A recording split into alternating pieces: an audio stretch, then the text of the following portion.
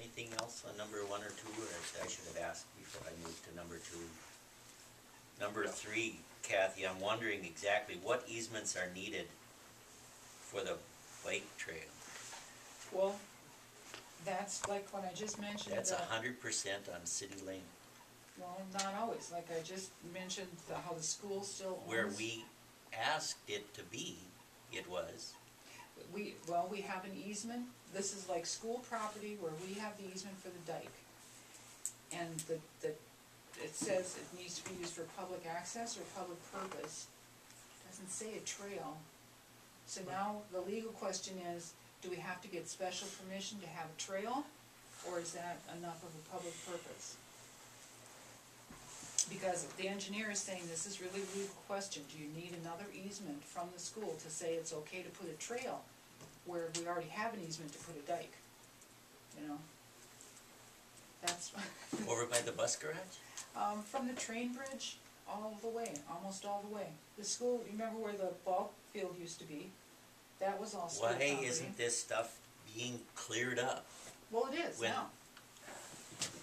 That field, that ball field has been gone for how many years? 40 years. Yeah, but, and the school owned it and gave an easement to put the dike in. The Corps of Engineers got an easement from the school, but it never, nobody ever took the land from the school. It's still in the name of the school. Well, why isn't the school paying for the mowing of the damn stuff? For 40 years. We should send them a bill. And improve our public relations. Oh, yeah. We got to get this stuff cleaned up. That's all there is to it. We just cannot, we can't keep passing our problems on. I'm sorry, I know it isn't probably your fault, and I'm not blaming you, but this is ridiculous that this is not being straightened out, that these legal questions are out there forever and ever and ever. Well, there was never a reason to question it until now, and that's why we are taking it to the attorney now to say, what is your opinion, what should we do? So, hopefully we do get them all squared away. Yeah. Mark, number 4, you're up. Liquor store subcommittee meeting was held. We have another one scheduled. I don't have the date with me, Kathy. I don't remember either. It was March, toward the end of March. I didn't bring that with me. 23rd, possibly? That sounds kind of right. Oh, that's Tri-City. March. 29th.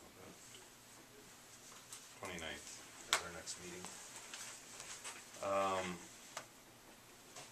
Couple of questions that got brought up, and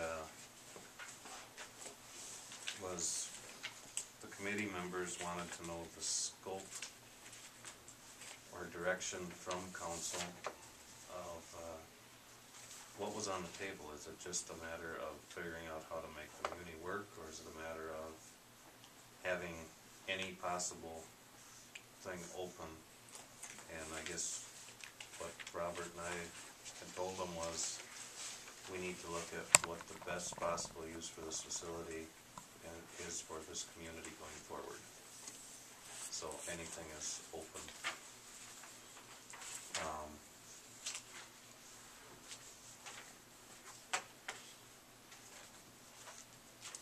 As you can see, in January, things didn't improve. So, in fact, if anything, it went backwards. That's what it seemed to me anyway, that The total, 7,762 in the red for January. yep, the total gross sales, off sale for January are down about $1,000 only from last year. So the gross sales are staying there. The gross profit is what is failing. So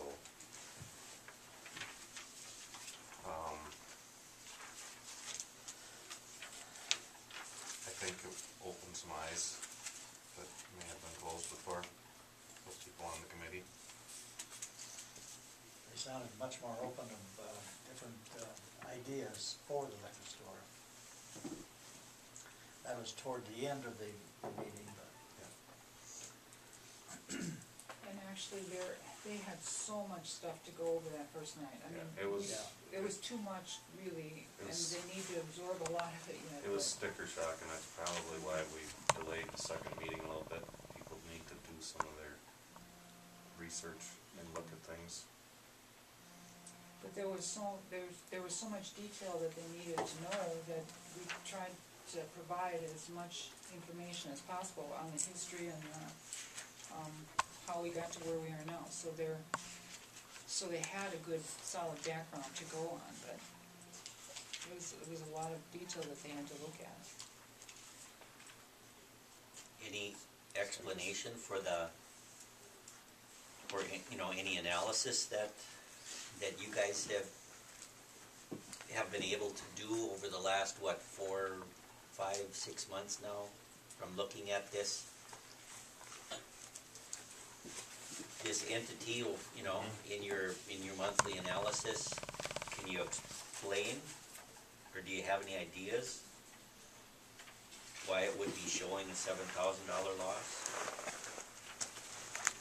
in 1 month?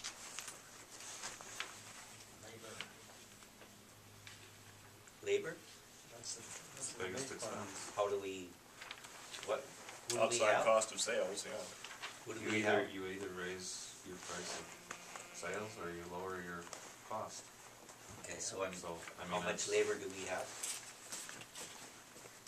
No, aren't we down to Three. 1 full-time and 2 part-time?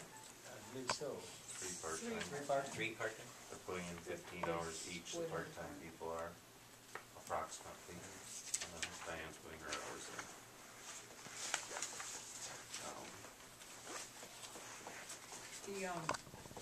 A lot of the expenses didn't change a lot by closing the bar, because, the insurance stays, and the heat and light, I don't, January's probably a bad month to try to get a handle on that changing at all, but your basic utilities and insurance and licensing kind of all stays pretty consistent. Actually, utilities are up. And that could be because of the weather, because of the cold weather, the winter months.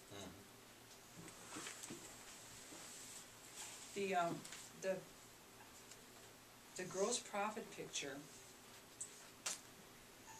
that percentage, and I was thinking out loud with Mark before the meeting, but, when you take a $10 bottle of liquor and you sell it in the bar, and you get, I don't know what you get out of there, 15 drinks or something, you sell them for $1.50 a drink. Your markup, what you make there, you could make $30 off of a $10 bottle of booze, right? Because you're selling it drink by drink by drink. When you sell it in the off sale alone, you've got just a straight, whatever it is, 35% markup, so you make $3.50 extra on that bottle.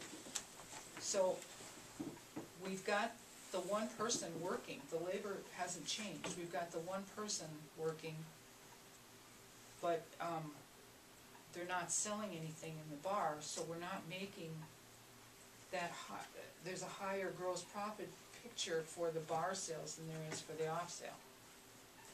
Does that make sense? Yeah. But that gross profit percentage